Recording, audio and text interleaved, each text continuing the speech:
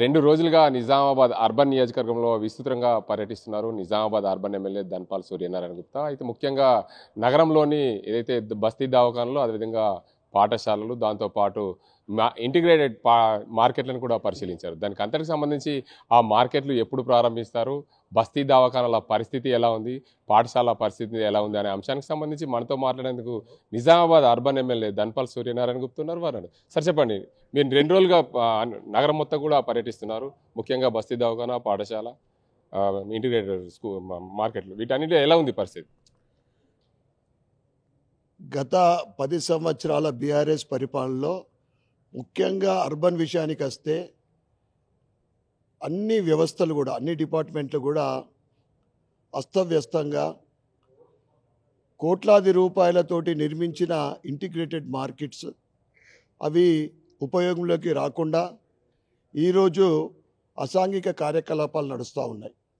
2 సంవత్సరాల క్రితం కంప్లీట్ అయిన అహ్మదీ బజార్ బోధన్ బస్టాండ్ పక్కన ఉన్న సుమారు 100 షాపులతోటి నిర్మించిన ఇంటిగ్రేటెడ్ మార్కెట్ ఎవరికి అలాట్ చేయకుండా ఇప్పుడు సమస్యలు రోజు రోజుకు అక్కడ అనేక సమస్యలు సృష్టిస్తూ ఉన్నారు.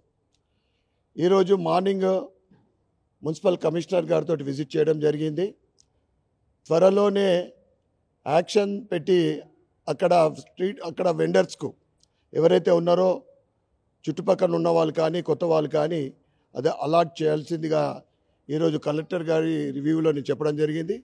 దాంతోపాటు ఎంఆర్ఓ ఆఫీస్ దగ్గర ఖలీల్వాడీలో నిర్మించిన 80% కంప్లీట్ అయిన integrated market, veg non veg market కూడా కంప్లీట్ చేయవలసిందిగా నేను కోరుతూ, అదేవిధంగా 60 కోట్ల టఫ్ఐడిసి ఫండ్ గత కొద్ది రోజుల క్రితము, ఇది 2029 సెప్టెంబర్లో ఆ జీవో ప్రకారం రిలీజ్ అయింది.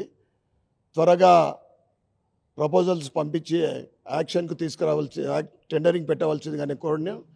అదేవిధంగా మార్చ్ 2023లో 68 కోట్ల టఫ్ఐడిసి ఫండ్ డివిజన్కు ₹1 కోటి, 37 కోట్ల కాంట్రాక్టర్లకు డ్యూ ఉండడం వల్ల ఇక్కడ ఏ పనైనా కానీ కాంట్రాక్టర్లు ముందుకు రావడం లేదు.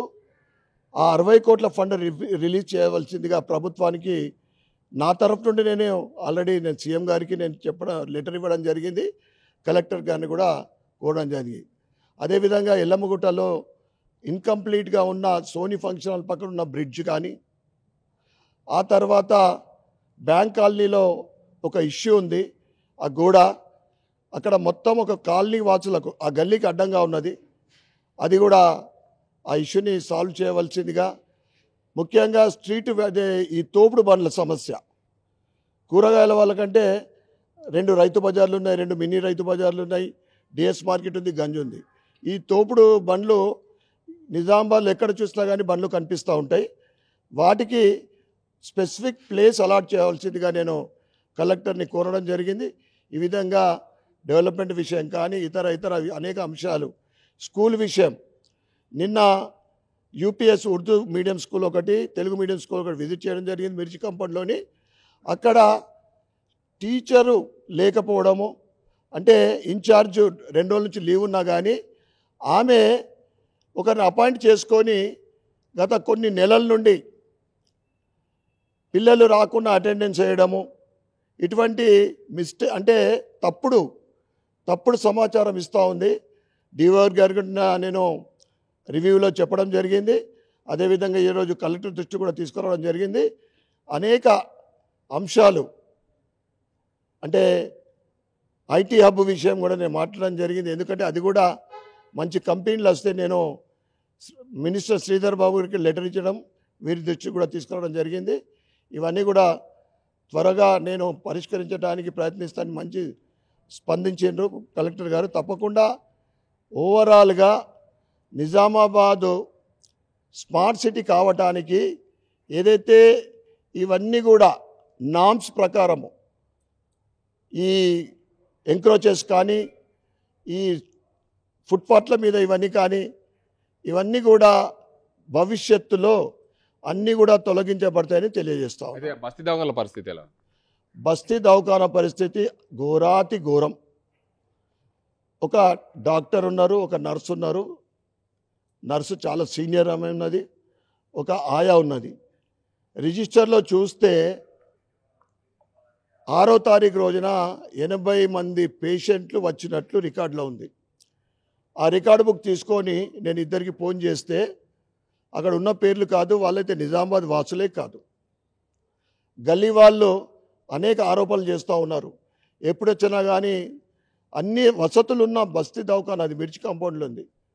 అన్ని వసతులుండి కూడా ప్రజలకు ఆ వసతులు దక్కుతలేవు డ్యూ టు అక్కడ ఉన్న డాక్టర్ కానీ నర్స్ కానీ. దాన్ని కూడా నేను ప్రభుత్వం దృష్టికి తీసుకెళ్ళినా. తప్పకుండా వారికి మెమో ఇష్యూ చేసి డిఎంహెచ్ఓకి నేను చెప్పడం జరిగింది. మెమో ఇష్యూ చేసి మొత్తం కూడా ఆ రికార్డ్ అంతా కూడా తెప్పించుకోవడానికి నేను ఆదేశించడం జరిగింది. నిన్న హైదరాబాద్లో బీజేపీ కార్యాలయంపై కొంతమంది కాంగ్రెస్ సంబంధించిన కార్యకర్తలు దాడి చేసి దాన్ని ఎలా పరిగణిస్తారు? భారతీయ జనతా పార్టీ ఏదైతే మాజీ ఎంపీ గారు మాట్లాడిన తర్వాత క్షమాపణలు చెప్పడం కూడా జరిగింది. అయినా కానీ హైదరాబాద్లో కాంగ్రెస్ గుండాలు భారతీయ జనతా పార్టీ స్టేట్ కార్యాలయం మీద దాడి చేయడము మేము దాన్ని తీవ్రంగా ఖండిస్తూ ఉన్నాం. ఒకవేళ బీజేపీ తిరగబడితే దేశవ్యాప్తంగా ఈరోజు అనేక రాష్ట్రాల్లో భారతీయ జనతా పార్టీ అధికారంలో ఉంది. కాంగ్రెస్ నాయకులు బయటకు వచ్చే పరిస్థితి కూడా ఉండదు. మీరు 6 గ్యారెంటీలు తప్పించుకోవడానికి పాలిటిక్స్ డైవర్షన్ కోసం మీరు చేస్తున్నది ఇది. బీజేపీ తలుచుకుంటే మీరు బజార్లో కూడా తిరగలేరు. కానీ బీజేపీ సంస్కృతి అది కాదు. మీకు అధికారం ఉంది, ప్రశ్నించవచ్చు, అడగచ్చు, స్టేట్మెంట్ ఇవ్వచ్చు. ఈ దాడులు మాత్రం మేము తీవ్రంగా ఖండిస్తూ ఉన్నాం. భవిష్యత్తులో ఇటువంటి జరిగితే మాత్రం కాంగ్రెస్ వాళ్ళకు మేము హెచ్చరిస్తూ ఉన్నాం. దానికి తగిన గుణపాఠము భారతీయ జనతా పార్టీ నేర్పుతుంది. ఈ కార్ రేస్కు సంబంధించి కేటీఆర్ పైన కేసు నమోదు పైన దానికి మీరు ఎలా పరిగణిస్తారు? న్యాయ వ్యవస్థ దానికి తగ్గ న్యాయం అందరికీ చట్టము సరిసమానం. ఎవరు తప్పు చేసినా కానీ దానికి శిక్షార్హులు.